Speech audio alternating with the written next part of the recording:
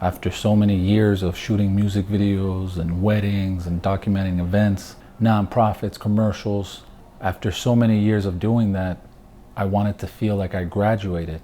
The only way for me to do that was making a film, a project that took me 3 years. I didn't have a big budget. I didn't have a whole lot of equipment. I didn't even have sound at the time. I remember I ended up having to work at a pizza shop, and from the tips and from the earnings of that job, I was able to invest on a boom microphone, and so that was able to allow me to run. Once you start focusing on what you want to do, the universe and God puts things in your door, right in your step, right in your way, to the point you can't turn your back on it. This good friend of mine, Sam had a neighbor who had passed away. He had a lot of camera equipment, and he said, hey, you might want to come down. They're gonna have a yard sale. They're looking to sell this stuff. Come by. I showed up, and I couldn't believe it. It was a table full of lenses, so many lenses, telephoto lenses, wide lenses. It was hard for me to even look anywhere else. There was filters, there was tripods, there was all types of stuff, My budget was limited at the time. I think I had like $130 in my pocket after paying bills and everything. And I was like, I have to have some of this stuff, It was like one of those holy grail moments, where you stumble upon the end of the rainbow and you find the pot of gold. You only hear of these things,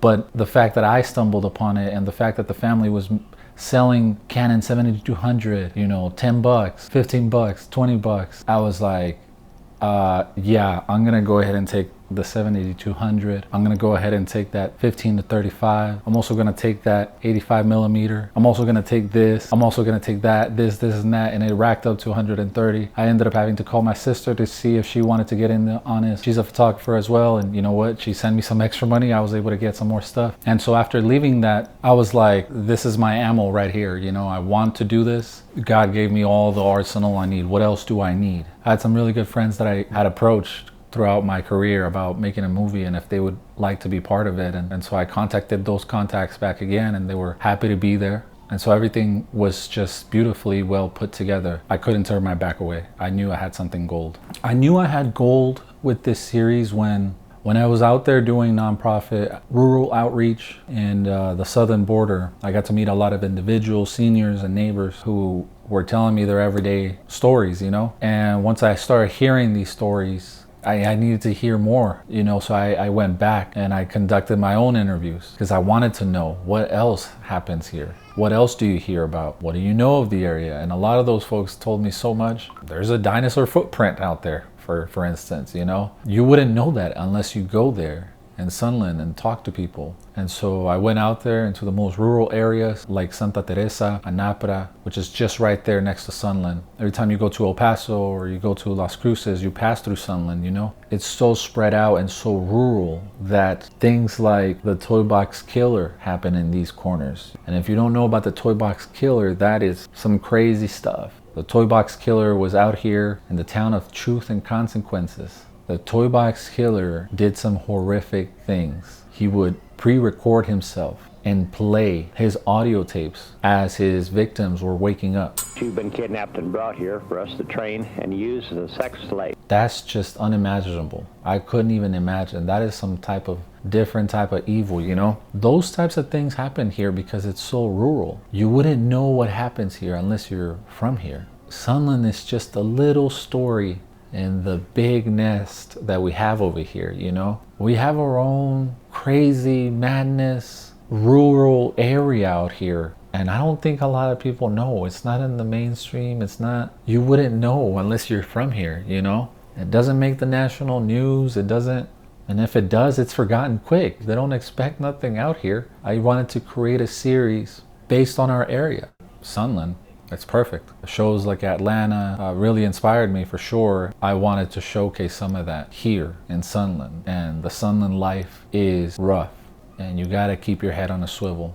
We were just out in Santa Teresa just last weekend, and the neighbors, apparently had a stash house and holding people. Those are the types of stories that are out there, So like, it's here, it's there. We drive by it, and so I wanted to create a series that gave a face to that character that's doing this job, We love Heisenberg and Breaking Bad, but let's face it, he's not a good guy, and we champion him, we love him, and I wanted to do the same thing here. Doing a job that isn't necessarily in the mainstream. You know, it's more of the underground, you know, more in the shadows type of job. So I wanted to put a face on that character and make him human. Really, I wanted to make all of these characters human. Santiago was the first character that I was building upon. I knew he was going to be the one to cross over the line between right from wrong. His character is burnt out, plain and simple. Santiago is so burnt out. He's been a local music video director and he's burnt out. People don't take him serious. They waste his time a lot. His time isn't looked at as important. He gets pushed around a lot. And he crosses into the shadows the moment he sees someone lied to him. Between a business deal of him shooting for somebody for the low, because that's what people do in the industry of video making. They'll always try to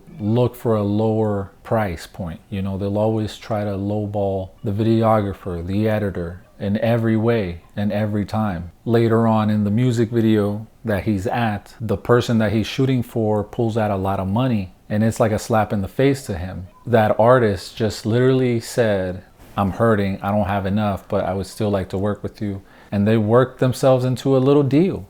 This is one of those situations that Santiago is in. He realizes I shouldn't have given this guy a great deal. You know, I should have charged him accordingly to what I believe is fair. And he's upset and he crosses over into the shadows. That's Santiago. He's fed up, he's burnt out, he's tired, and he feels like he's not gonna get anywhere if he doesn't start making his own moves. Dwayne Fortis is doing good in life as far as staying straight and narrow, but it's not turning out well for him either. He gets home and the power is out. His lady has 2 jobs. She's leaving early morning. He knows this is not what it's supposed to be. I don't want my lady working. Him and Karina are ride and die for each other. They're real hustlers from New York who moved out here to the Southwest for a better life. And it's just not working out for him. So they're both in the trenches. He lets Karina know, I gotta do something. Something needs to change because this is not it, you know? And